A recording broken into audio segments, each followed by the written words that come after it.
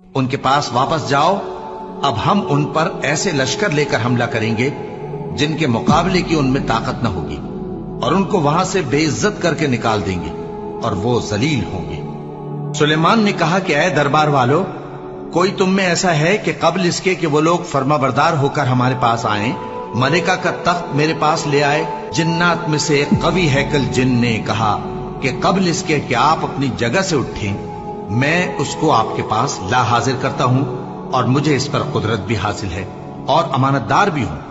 एक शख्स जिसको किताब इलाही का इल्म था कहने लगा कि मैं आपकी आंख के झपकने से पहले पहले उसे आपके पास हाजिर किए देता हूं। जब सुलेमान ने तख्त को अपने पास रखा हुआ देखा तो कहा कि ये मेरे परवरदिगार का फजल है, ताकि मुझे आजमाए कि मैं शुक्र करता हूं या कुफरान नेमत करता हूं।